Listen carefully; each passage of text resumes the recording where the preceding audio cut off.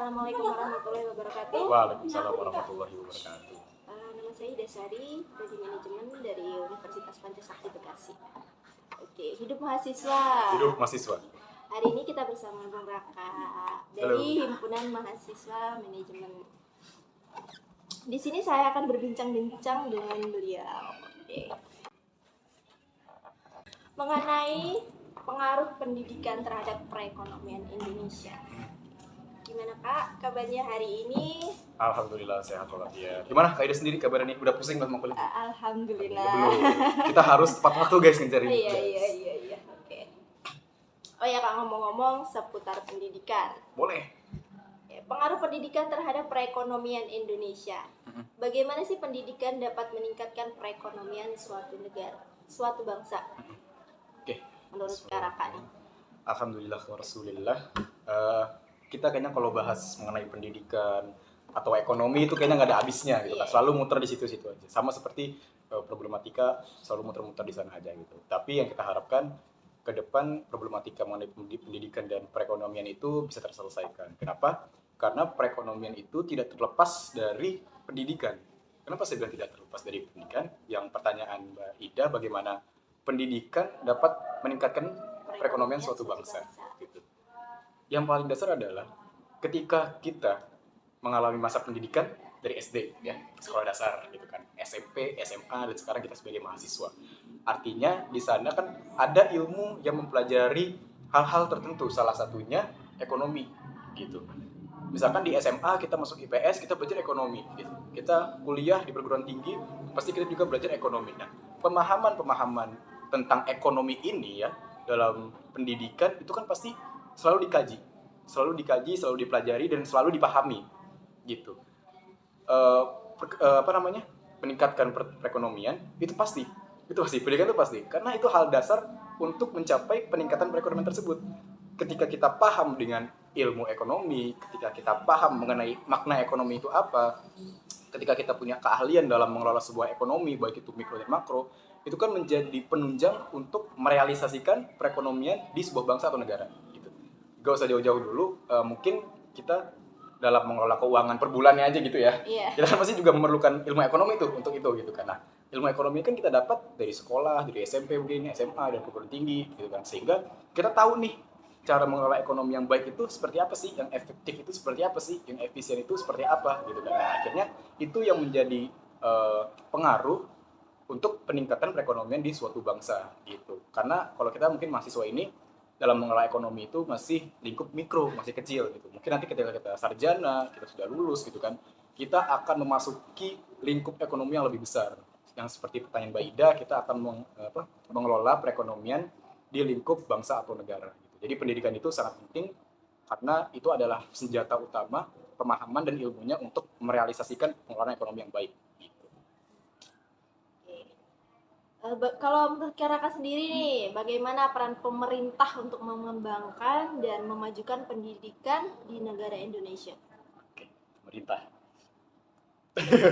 Jadi ekonomi ini itu tidak terlepas dari peran pemerintah dan juga peran masyarakat, gitu. Tapi yang paling penting peran pemerintah itu sangat penting difokuskan untuk mengelola ekonomi, karena yang tadi pertanyaan adalah ekonomi sebuah bangsa atau negara, gitu kan. Artinya pemerintah harus ikut serta atau berpikir secara kritis, secara baik dalam mengelola ekonominya. Kenapa saya bilang seperti itu? Karena ketika pemerintah itu mengelola ekonomi dalam lingkup besar, dalam lingkup makro ya, karena lingkupnya adalah sebuah bangsa dan negara, nanti yang akan dirasakan oleh rakyat itu hasil dari pengelolaan itu, gitu. Jadi peran pemerintah itu seharusnya memang penting dalam mengembangkan dan memajukan perekonomian. Kalaupun pemerintah tidak mempunyai potensi atau tidak mempunyai kemampuan dalam mengembangkan dan memajukan perekonomian, bagaimana nasib rakyatnya, gitu. Ditambah lagi kalau misalkan nggak tahu mengenai ilmu ekonomi, nggak tahu mengenai hukum ekonomi dan segala macamnya, akan terjadi sebuah cheating atau kecurangan, gitu. Karena ini konteksnya ekonomi besar, gitu kan. Kayak negara tuh sangat besar, gitu. Jadi pemerintah harus pemerintah itu penting untuk peningkatan, mengembangkan dan memajukan perekonomian Indonesia.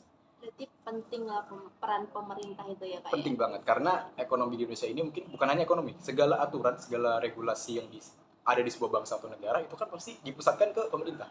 Itu. Nah, kita sebagai rakyat tinggal melaksanakan hal itu. Kalau misalnya pemerintah aja nggak bisa nih untuk mengembangkan atau tidak berperan penting dalam memajukan ekonomi, nasib rakyat itu mungkin akan ya nggak tahu deh gitu gimana.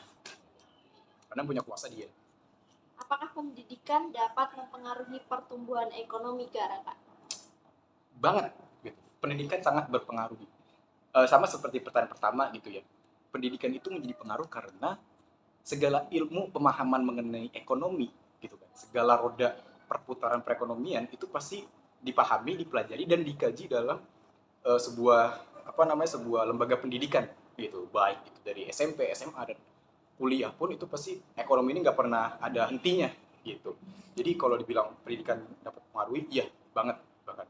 Nah tapi untuk saat ini nih mudah-mudahan setelah Indonesia merdeka sekian tahun gitu kan, saya berharap sih kita dari manajemen juga gitu kan, di mana kita fokus ekonomi, ketika kita lulus kita bisa memahami ekonomi itu secara baik, secara kafah gitu kan, sehingga dalam menanggulangi problematika yang ada di negara nih mengenai ekonomi, mungkin Mbak Ida sudah merasakan sendiri kan, Iya. gimana ekonomi Indonesia gitu, mulai dari impor ekspornya gimana gitu. Nah kita itu tanggung jawab kita teman-teman sebagai mahasiswa untuk mempelajari dan mengkaji, bukan hanya mempelajari dan mengkaji tapi juga harus memahami. Nah, ngomongin pendidikan berpengaruh, memang sebagai pelajar atau mahasiswa itu mereka memiliki peran penting dalam sebuah perubahan gitu kan.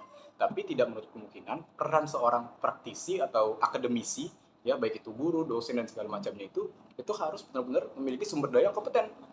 Kalau misalkan dosen atau akademisi tidak memiliki keahlian yang kompeten di lingkup itu atau di ilmu itu, contohnya kayak ilmu ekonomi, masih pasti dipertanyakan kualitas lulusannya seperti apa gitu. Kalau misalkan SDM akademisinya tidak berkompeten di bidang ekonomi, lalu jalannya pendidikan carut marut, banyak problematika dan segala macam, mereka akan tetap lulus. Tapi pertanyaannya, bagaimana kualitas mereka?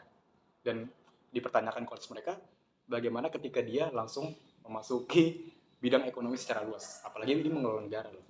Gitu. Jadi peran pemerintah selain tadi yang saya bilang ikut andil dalam pengelolaan ekonomi, juga ikut andil dalam pemberdayaan sumber daya akademisi gitu. Jadi agar seorang pelajar atau penuntut ilmu itu bisa memahami ekonomi secara kafah gitu. Gitu Aida. Seru juga nih Kak, mungkin kita bisa mengagendakan kembali seputar obrolan kita. Boleh, Terima boleh. kasih Bung Raka. Sama-sama, Saya Kak Ida. pamit undur diri. Assalamualaikum warahmatullahi wabarakatuh. Waalaikumsalam.